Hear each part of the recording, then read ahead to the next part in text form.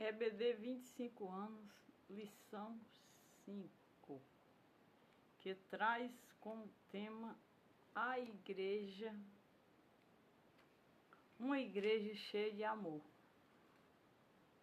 A lição 5 vai ser ministrada em 13 de agosto de 2025, porém agora mesmo são 2 de agosto e nós estamos estudando neste sábado à tarde. Então, o tema da lição é uma igreja cheia de amor.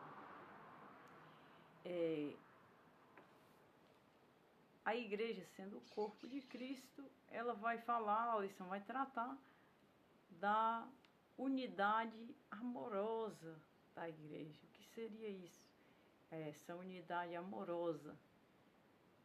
Como que ela estaria cheia de amor? Como representante deste amor, o próprio Cristo, o Pai da eternidade e o Pai da igreja. Por que o corpo de Cristo é o amor, que a igreja está cheia? Por conta que Cristo, ele resumiu tudo no seu corpo. Todo o mandamento e sacerdócio da lei veio para Cristo cumprir o Calvário. Quando isso acontece, nos prova que tudo o que o sacerdócio da lei solicitava para o perdão de Deus e comunhão com os filhos de Abraão era por amor. Foi o amor que gerou em Abraão a fé e que deu a Deus a bondade de ter contato e eleição por uma nação humana em contato com Deus, que foi os filhos de Abraão, Israel, Judá e Jerusalém. Tudo o que eles faziam para ter comunhão com Deus e obedecer, em seguir a Deus, ter como Pai, como Rei, como Senhor a Deus, Cristo levou em seu corpo e nos foi por cordeiro de holocausto para o perdão. Então, hoje a igreja ela está cheia de amor, por conta de que o que era necessário fazer para alcançar o perdão, Cristo levou em seu corpo e nos concedeu, através dessa bondade e atitude, os dons espirituais. Foi o sacrifício de Cristo que nos deu os dons espirituais, que nos deu unidade com Deus, acesso ao trono de Deus. Então isso é uma igreja cheia de amor. O texto áureo vai estar em Atos 4:32, que diz assim: E era um coração e a alma da multidão dos que criam. E ninguém dizia que coisa alguma do que possuía era propriamente sua, mas todas as coisas lhe eram comuns. A unidade da igreja e o que Cristo fez e exerceu se repercutiu na igreja primitiva. Cristo, ele não buscava naquele momento nenhuma dádiva. Ele, em princípio de história, trazia um pai carpinteiro. Em seguida, a Galileia, o carpinteiro que habitava na Galileia, ele veio morar em Cafarnaum, cidade marítima. Suponhamos que o pai tenha mudado de profissão. Então, Jesus, ele, ao iniciar seu ministério, ele abandona totalmente a vida comum e começa a pregar às multidões. A segunda pregação já inicia as multidões, já não é mais alguns que escutam o que tem acesso à voz e o conselho de Jesus, já é as multidões. Então, aquilo ficou nos discípulos. Então, aquele sermão, aquela ministração, aquele ensinamento sucedeu após a ressurreição entre os discípulos e a multidão. E ali estava a igreja primitiva dos apóstolos. A verdade prática vai estar definida. O amor é o elo que mantém a unidade da igreja local. Sem o amor, não existe relacionamento cristão saudável. Toda a igreja, ela sucede o que Cristo sucedeu. A única coisa que nós mudamos hoje é as multidões e os montes. Cristo, ele ensinou nos campos, nos mares, nos barcos e nos valados, livre. Ele foi um pregador de palco livre. A igreja primitiva sucede a essas multidões e esse palco livre, mas nos apóstolos e em uma disciplina e conduta de obediência ao Cristo ressuscitado. A igreja hoje, ela segue todos os dons e tudo aquilo que vem sido processado para que a igreja hoje ela tenha templo e ela tenha unidade e propague o mesmo sermão da verdade de Cristo. Atos 4:32 é a lição bíblica ao 37, que diz assim: e era o coração e a alma da multidão dos que criam. E ninguém dizia que coisa alguma do que possuía era sua própria, mas todas as coisas lhe eram comuns. O que ficou de retorno após o batismo com o Espírito Santo foi muito grandioso. Então, o coração e a alma da multidão dos que criam. Então, aquela multidão que cria, elas estavam todas reunidas em um só corpo. Porque quando o batismo desce em Jerusalém, ele vem assim, inédito. Então, ele batiza uma grande multidão, mas ele batiza mesmo. E ele havia acabado de ascender, porque ele estava entre os discípulos. E os discípulos estavam em contato com eles. Inclusive na pesca, sobre as águas, sobre as pescas, sobre as águas do mar. Ainda nas regiões marítimas, ele estava com os discípulos ressuscitados, até ir para o Monte das Oliveiras e ir lá ascender. Então, essa sucessão acontece com a multidão dos discípulos, só que diferentemente mais forte, porque foi o derramamento do fogo, do poder. Então, o poder ele cai na multidão do Pentecoste, dos discípulos e do Pentecoste. E aquela multidão passa a ser ovelhas, igrejas. E naquele povo havia uma unidade. É tanto que os discípulos eles tiveram a mesma atitude que Moisés. Começaram a separar presbíteros e pessoas capazes para ajudar a ensinar e a tirar dúvidas acerca da lei e do amor de Deus. E os apóstolos davam com grande poder testemunho da ressurreição. Era o momento de ouvir a ressurreição, que era o outro lado da história. Aquele Cristo que eles haviam visto crucificado tinha ressuscitado. Eles estavam com os discípulos. Então, os discípulos testemunhavam da ressurreição do Senhor Jesus. Em todos eles havia abundante graça. Por esse testemunho é que a lei prende os discípulos, açoita-os, julga-os, condena-os e luta contra eles até o fim. Então ali fica uma grande batalha entre a verdade e a mentira. A lei e o Sinédrio de Roma e da lei, eles queriam dizer que era mentira que Cristo havia ressuscitado. Colocar pano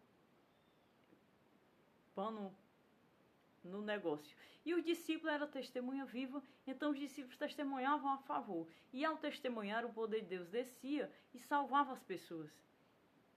E então eles eram presos, porque isso era recebido como tumulto, como adversidade, visto que eles já tinham crucificado a Cristo Jesus. Então eles queriam colocar uma emenda, um remendo sobre uma grande desgraça para eles. Então eles queriam tapar e considerar que Cristo estava errado, havendo Cristo ressuscitado. E então os discípulos pregavam que Cristo havia ressuscitado. E começou ali um grande conflito onde entre discípulos de Deus, a igreja de Jesus e a lei e os sacerdócios. E começou ali uma grande perseguição da mentira e da verdade. E os discípulos não paravam, porque a igreja estava crescendo. Inclusive a igreja era a multidão. Dos que criam e dos que viam os milagres que continuavam acontecendo, como se Cristo não houvesse morrido. Porém, Cristo já havia consumado no seu corpo e ressuscitou. Não havia, pois, entre eles necessitado algum. Então eles trataram de uma unidade muito maior do que aquilo que estavam vendo até o presente momento. Porque todos os que possuíam herdades ou casas, vendendo-as, traziam o preço do que fora vendido e o depositavam aos pés dos apóstolos. E repartia cada um segundo a necessidade que cada um tinha. Então José, cognominado pelos apóstolos Barnabé, que traduzido é filho da consolação, levita natural de Chipre, possuindo uma herdade, vendeu-a e trouxe o preço e a depositou aos pés dos apóstolos. Eles começaram a vender tudo que tinham e depositar aos pés dos apóstolos, porque Cristo havia dito que voltaria. Essa unidade começou muito rápido e ela começou sem longanimidade. Então Cristo ele enviava o Espírito Santo para tratar, mas os discípulos estavam lutando para vencer o poder, o nome e a ressurreição de Cristo e a igreja que estava ali fundada e que tinha nascido em Jerusalém, da verdade da lei. Então, os apóstolos, eles passaram esse conflito, essa guerra, essa perseguição, com princípio. E os irmãos se uniram em unidade para vender tudo o que tinham e depositar nas mãos dos discípulos para que a igreja fosse um corpo só e tudo estivesse às claras, para que eles estivessem salvos em Cristo. Essa igreja, ela começa a ser perseguida e ela passa por um processo de dificuldade. Quando isso acontece, ela nasce fora de Jerusalém, porque essa igreja que começa a ser perseguida, ela está dentro da Judéia, dentro de Jerusalém. Ela está nas mãos dos apóstolos. Então, quando ela sai, ela entra, ela caminha em unidade e ela entra em outro processo de tratamento para ela mesma. Então, a primeira experiência da igreja foi essa, a unidade dos irmãos, o amor e o testemunho de Jesus Cristo, que era o mais importante. Então, quando Cristo respalda fora e tira a igreja de dentro de Jerusalém, a igreja ela tem um crescimento, ela tem um processo a amadurecer e a crescer em um outro ângulo, pois Cristo já estava seguro e assegurado de que havia ressuscitado pela igreja de Jerusalém. Porém, o próximo processo, além da perseguição e dessa unidade, era crescer, ou seja, sair. Eles talvez aguardassem Jesus vir arrebatá-los. E não era isso que a igreja tinha como destino. Ela tinha, o processo dela era crescer. Então, quando Deus salva a Paulo de Tarso, que era um dos perseguidores da lei contra a igreja, Deus fala e intensifica o conhecimento acerca do que vai ser a igreja e do que a igreja, a proporção que a igreja vai tomar a partir da verdade, que foi a ressurreição. Então os discípulos tiveram as suas guerras, os seus destinos e Deus processou a igreja. A igreja, quando ela cresce, ela é processada pelo conhecimento e pela finalidade, porque Cristo rejeita a lei, cumpre e ressuscita para todo que crê nele. Aí a versão é bem outra. A introdução nos fala através do amor de Deus, o cristão aprende a ser solidário e generoso com aqueles que precisam ter a necessidade. Vamos introduzir um aprendizado, de colocar Cristo como amor. A lei era mandamento e era sacerdócio, mas Cristo cumpriu tudo da lei. Então, Cristo é o amor. Então, como amor, a lição ela vai trazer 3 pontos. O amor manifestado na comunhão cristã, o amor como manifestação da graça e a manifestação do amor na solidariedade. Esse amor é Cristo Jesus. Então, eu posso dizer, Cristo, o amor de Cristo manifestado na comunhão cristã. Aí, o que seria isso? Aí, ele vai definir em 3 pontos. O crescimento da igreja cristã já é uma ação e uma manifestação da comunhão cristã. Porque a igreja cresceu e saiu de Jerusalém por causa do amor da comunhão. Foi a unidade da igreja, foi esse partir e partilhar da verdade, da unidade, da herdade vendida e entregue aos apóstolos. Foi esse ato de confiança e de unidade que fundou o fundamento da igreja. A igreja Deus tomou ali como um fundamento. E então, o que ela acontece? Ela cresce, ou seja, ela tem condição de sair igreja. A palavra da verdade, sair de dentro de Jerusalém, da Judeia e da vida do judeu e ir para o grego. Então, ela tem esse andamento por conta da unidade, por conta do que foi feito por ato de fé e de responsabilidade. Verdade, herdade lançada aos pés dos apóstolos, unidade e confiança uns com os outros, verdade entre si. Aquela verdade, aquela comunhão ali, elas tiveram fruto para que a igreja andasse, para que a igreja tomasse rumos adiante. Então, por mais que ela crescesse lá fora, ela tinha uma sede em Jerusalém. E aí ela começa a andar por toda a terra e a crescer. E quando Deus visita João na ilha de Patmos, ele fala das 7 igrejas em diferentes regiões, meus irmãos. Então, essa é o crescimento da igreja. É a manifestação da comunhão cristã no amor de Deus. É quando ela começa a crescer. E aqui diz assim, o estudado é 120 discípulos. A Assembleia, a igreja que havia começado com 120 discípulos, agora é uma grande multidão. Porque quando ela começa a agir e a trazer as multidões, é necessário haver o discipulado. E os apóstolos começam a preparar os melhores para discipular o povo, para que o povo tivesse a consciência esclarecida de quem ressuscitou e de quem esteve entre eles operando milagres e de que agora trazia o fogo do batismo com o Espírito Santo, que era a língua estranha na vida do cristão. Uma igreja pequena possui a mesma natureza e a essência de uma igreja grande, mas a igreja ela não tende a de pequena, a de grande ficar pequena. Ela tende a de pequena ficar grande. Então, a pequena pode pagar um preço para que a grande chegue. Nesse caso aqui, Cristo era o Pai da eternidade, o Pai da igreja. Então, ele passa um processo difícil e ele gera a igreja e a igreja toma uma proporção imensa dentro de Jerusalém, que é a multidão. Então, vem a perseguição. Ela parou de crescer e morreu? Não, ela saiu. Então, ela cresceu ainda mais, e este é o crescimento da igreja. E ele diz assim, assim como uma igreja grande, uma igreja pequena também enfrenta seus problemas. Contudo, os desafios e problemas de um grande povo são maiores em proporção em relação a uma pequena. Eles se tornam mais complexos e, portanto, mais desafiadores. Os 2 povos e as 2 nações tiveram esse problema de crescimento, Israel e a igreja.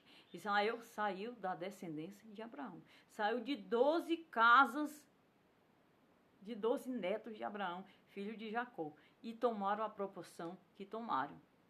Nos tempos do rei Davi, Israel era completo e era uma nação imensurável. A igreja teve esse mesmo processo, ela saiu dos 12 discípulos. Quando Cristo encerra o ministério na Santa Ceia, ele encerra só com aqueles 2 discípulos. Não pense que Cristo na ceia, que Cristo ceando com os discípulos, ele pensava Maria Madalena. Ele pensava na mulher do fluxo de sangue, no cego de Jericó. Ele fundava somente sobre os discípulos e por eles veio todo o fundamento da igreja que se cumpre em Atos, na unidade e nessa comunhão que nós acabamos de ler. Os desafios do crescimento. Quais seriam os desafios? Primeiro, vencer a lei. Ele precisava vencer a lei e fundar a verdade como foi fundada. Assim, vemos a igreja de Jerusalém crescer em escala geométrica. Ela se multiplicava. E com isso os desafios também eram maiores, como essa igreja, que até pouco tempo não passava de um pequeno número, se comportaria a novo formato adquirido.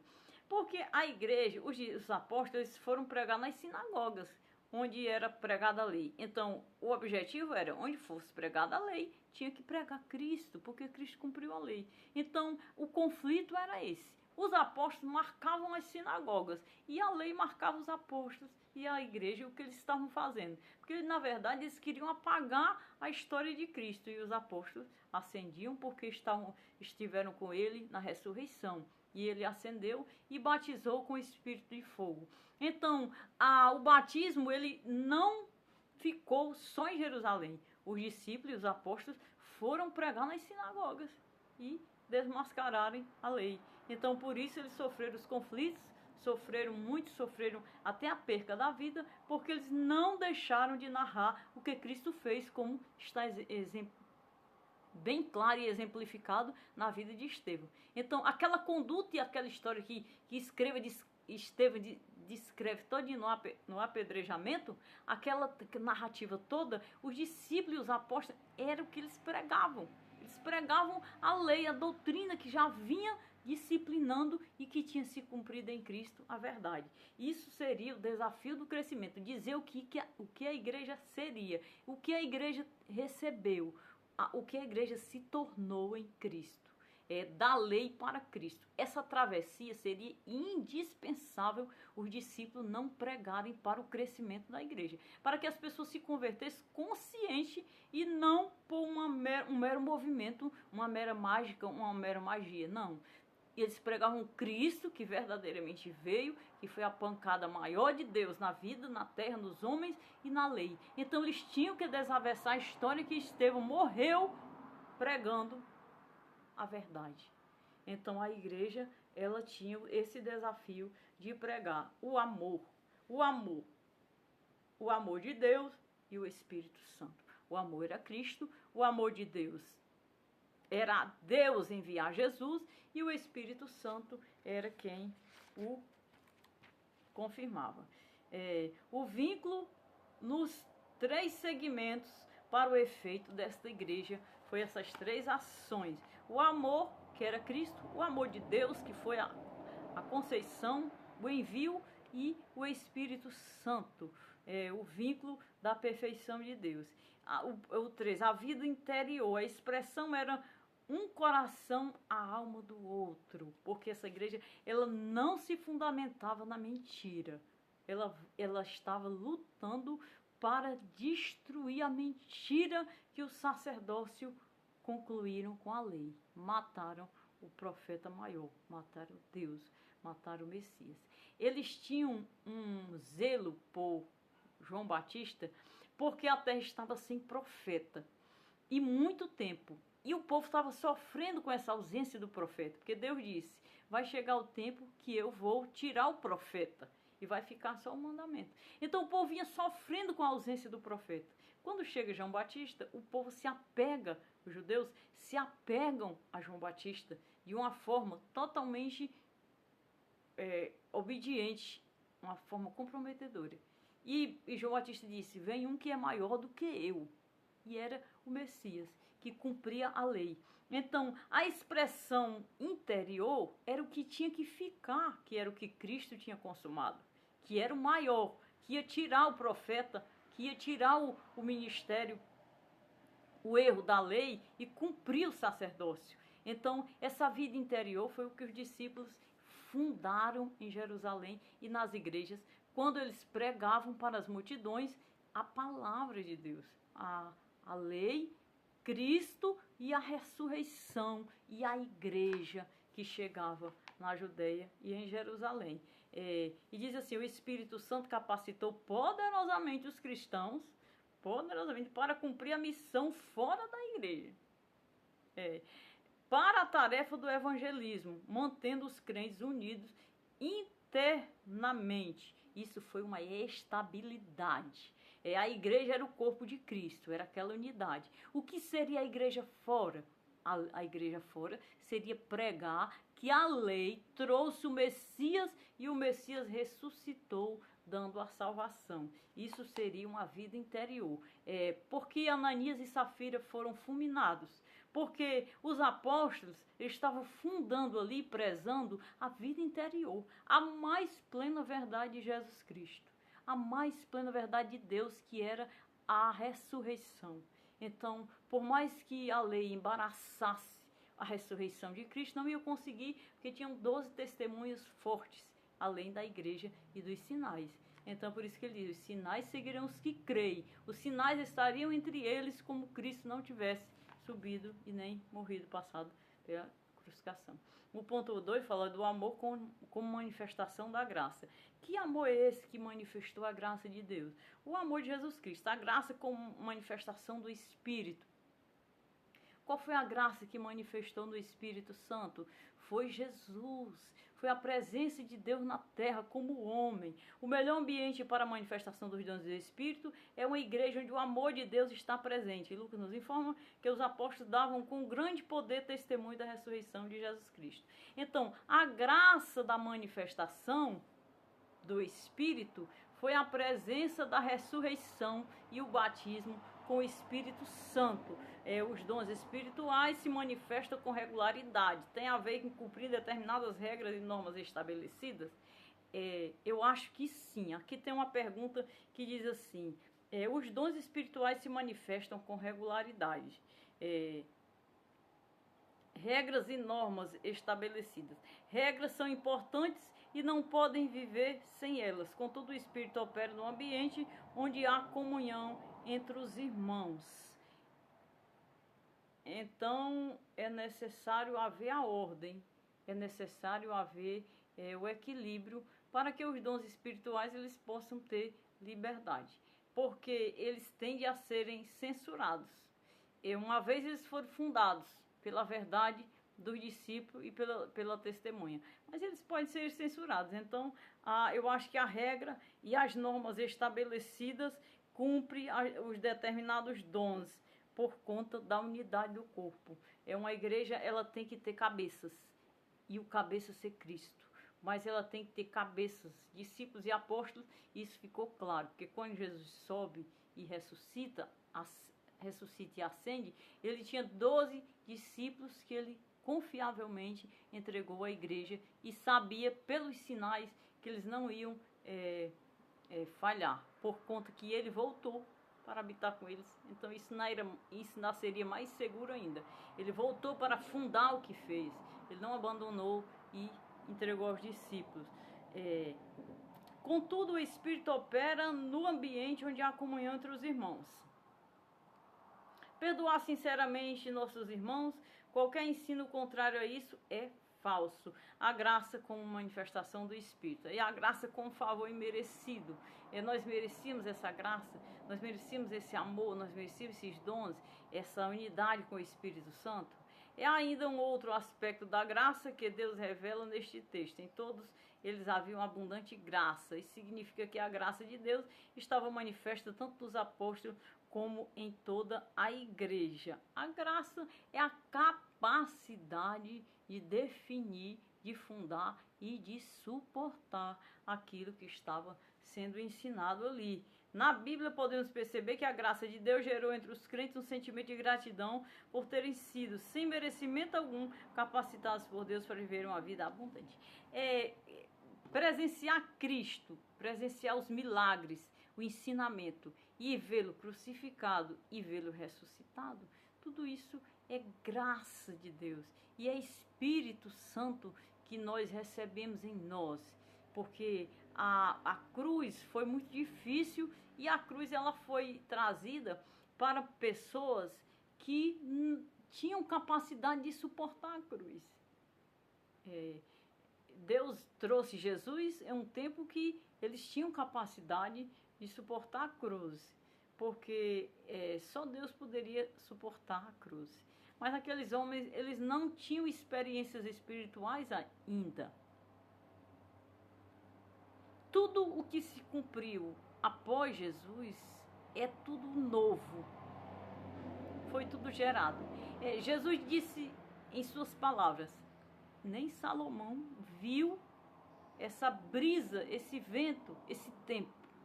Por quê? A partir de que ele foi gerado e de que ele nasceu, Deus já trocava o tempo e já abria luz e facilidade para que o vento e a brisa do Espírito se abundasse na terra por conta de Cristo Jesus. Então, a graça foi algo que veio por ele.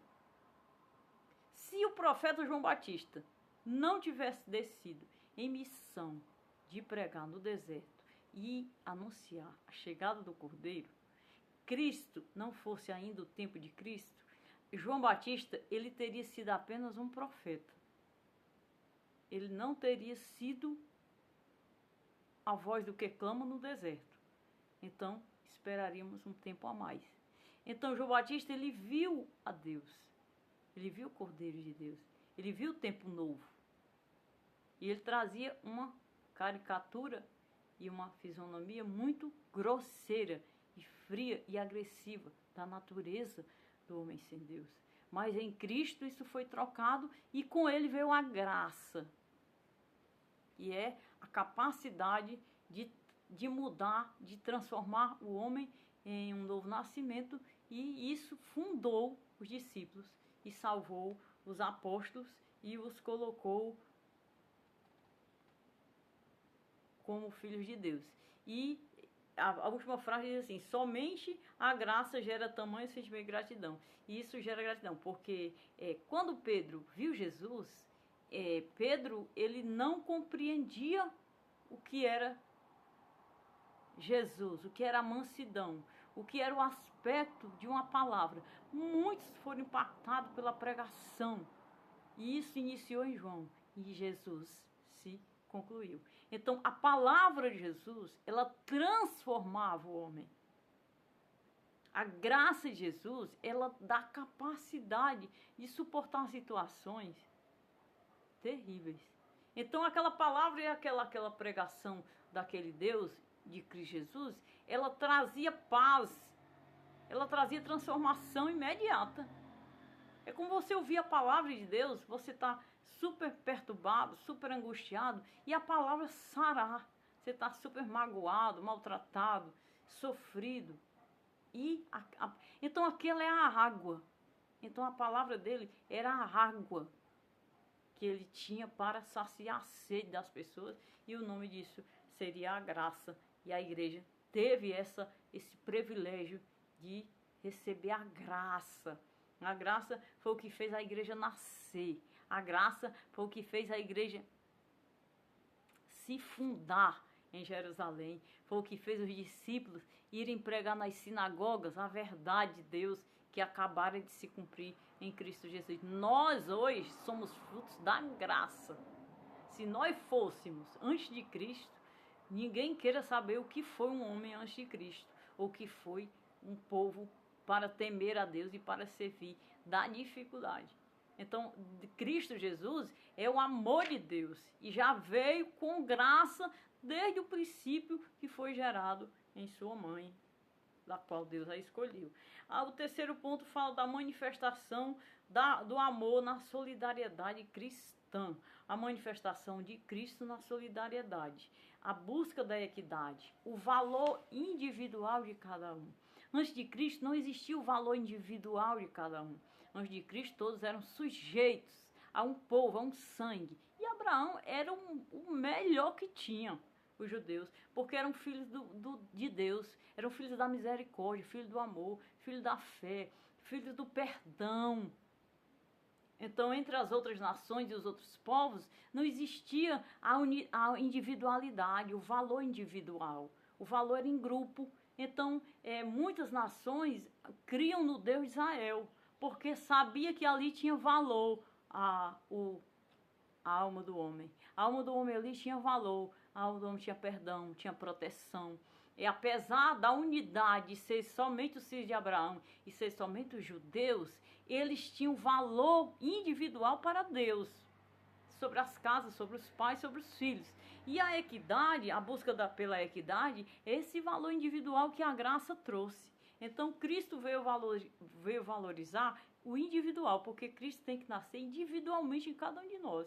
Se Cristo não nascer em mim, o meu pai não me salva. Se Cristo não nascer em mim, a minha mãe não me salva.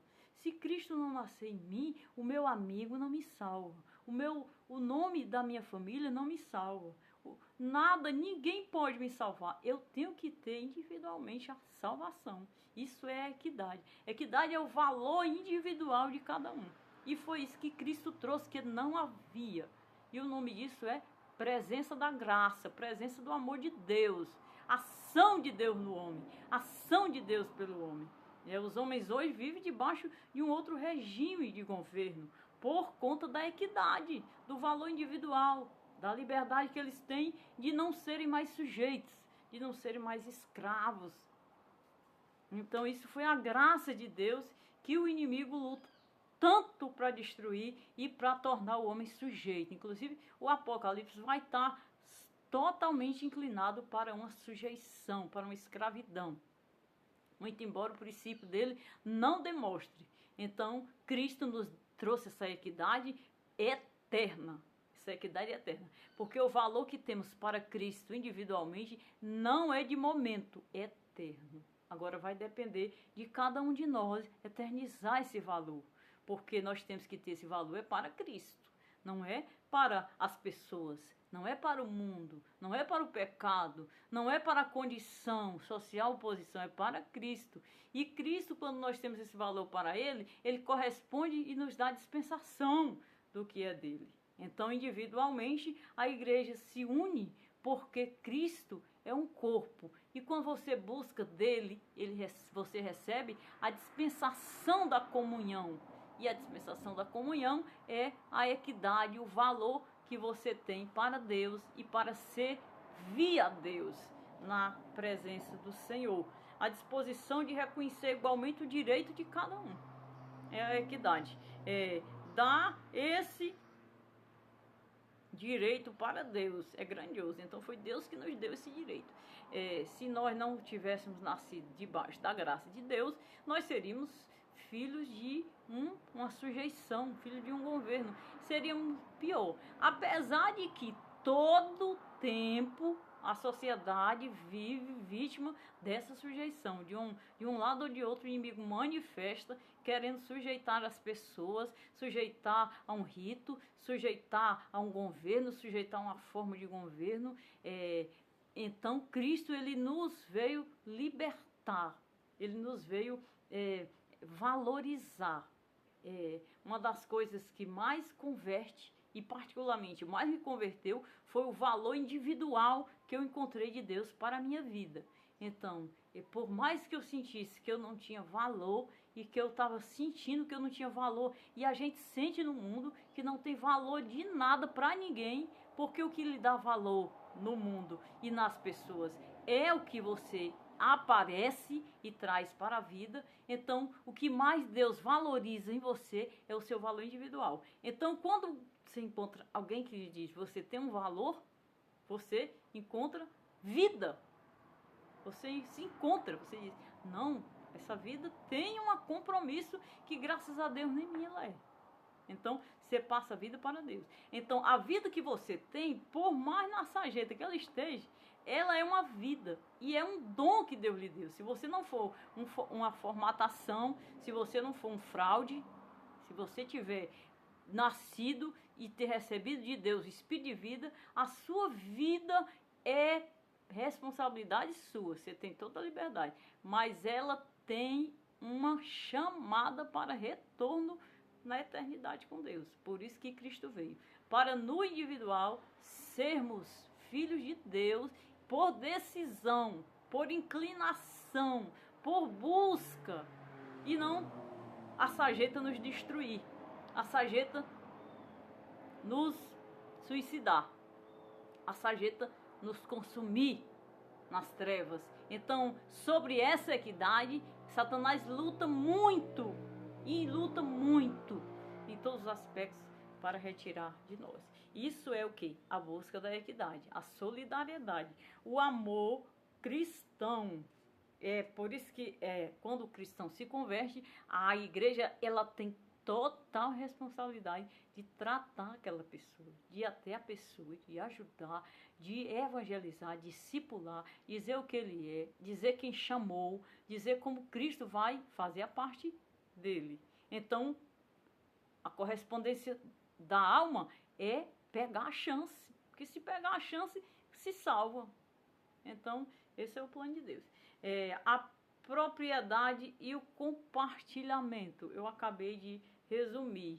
Estudiosos observam que a igreja de Jerusalém vivia uma comunidade de compartilhamento e não de domínio. Então a igreja começou a mostrar que Cristo era compartilhamento, amor, unidade, entendimento e não autodomínio como a lei, como o sacerdócio, que queria mandar em tudo e crucificar a Deus vendo os maiores milagres.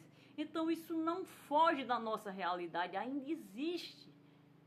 A igreja, ela deu exemplo de domínio divino, por isso eles conflitaram com o discipulado. Que o discipulado ia dizendo, tudo é mentira, eles são um bando de mentirosos. E pregava a lei e Cristo que ressuscitou. E eles queriam abafar que Cristo havia ressuscitado, que Cristo tinha morrido como um malfeitor e tinha ficado por isso. Então era absurdamente demais uma situação dessa, uma covardia muito grande. E isso não iria jamais vingar, porque Cristo estava com a igreja. E Cristo fundou a igreja até o dia de hoje. Então, mas ele nunca deixou de ser vítima da conspiração e do ataque contrário a essa defesa. Porque quem ensinou a individualidade foi a igreja de Jesus Cristo, que trouxe a individualidade e viver em comunidade, viver no compartilhamento e não no domínio. Viver no amor ao próximo.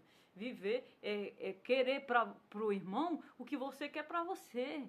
Entendeu? Então isso é Deus, isso é Cristo. Cristo se identifica com aquele que fez que faz o que ele fez. Não adianta fugir dessa realidade. Se você não faz, se você não é, você tem que reconhecer que não é.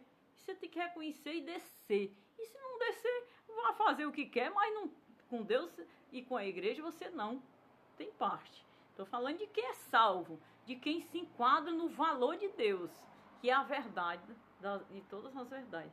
Os crentes mantinham a propriedade de seus bens, mas os disponibilizavam conforme a necessidade de cada um. Então eles abriram mão para tudo dentro de um processo de transformação. Desse modo eles compartilhavam tudo o que tinham. Isso pode ser observado com Maria, mãe de João Marcos. Ela também pertencia à igreja de Jerusalém e em vez de vender sua casa, pôs a serviço da igreja, transformando em uma casa de oração, onde a igreja se reunia em Atos 12:12. Muitos fizeram isso. A prática da generosidade pode mudar de acordo com o tempo, de acordo com o tempo do Espírito Santo, né? Então, você ganha alguém para Jesus, você trata a pessoa e conscientiza a pessoa da salvação. E aí, vai ver o que Deus faz na vida dele e o lugar que ele dá para Deus. Quanto mais lugar ele dá para Deus, melhor. Tem deles que abre tudo, abre demais, depois se perde lá na frente, se arrepende. Não, é melhor ir com calma, é melhor ir com prudência e é melhor, mas também buscar a Deus para ver o que Deus quer realmente, que você abra mão, que você compartilhe, se você pode, e aí tudo bem. Qual é o exemplo de voluntariedade que nós encontramos nessa igreja? Lucas destaca que os que possuem o herdade ou casa trazia o preço do que fora vendido e o depositava aos pés dos apóstolos. Exemplo da igreja primitiva. Ninguém contribuiu porque foi constrangido a contribuir. Os discípulos obrigaram aí os irmãos a... Não, eles foram voluntariamente. Aquele sinal, aquela voluntariedade era um sinal de Deus na igreja. Era um sinal do fundamento de Deus na igreja, que Cristo estava ali realmente transformando e libertando aquele povo. O texto bíblico deixa claro que havia voluntariedade. Então eles eram voluntários uns para com os outros. Havia consciência de pertencimento, e por isso ninguém desejava ver o outro excluído. Isso era a manifestação do grande amor de Deus derramado nos corações. Esse dom foi liberado no sacrifício de Cristo. Ninguém pense que era porque alguém era bom. Foi o dom do Espírito, a presença do Espírito Santo, o Espírito da graça, o Espírito que deu valor ao cego Jericó, que levantou a mulher do fluxo de sangue, que operou todos os milagres passando nas ruas de Jerusalém, em Jesus Cristo. Então, tudo isso foi o que Cristo fez na igreja. Então, essa igreja, ela exemplificou o quê? O amor. Ela era cheia do amor, ela era cheia de Deus. Onde Deus pôde entrar nessa igreja e transbordar, ele assim o fez, e estamos com essa igreja em nós. E o nome dela é Cristo Jesus, vivo e ressuscitado, e nós somos ainda vítimas da mesma luta que os discípulos tiveram. A conclusão diz, chegamos à conclusão de mais uma lição bíblica. Vimos com o amor de Deus derramado nos corações da primeira igreja primitiva. Mobilizou os crentes a socorrer os mais necessitados. Isso aconteceu de uma forma voluntária, quando cada um, de acordo com as suas posses, se prontificava a dar o que lhe pertencia.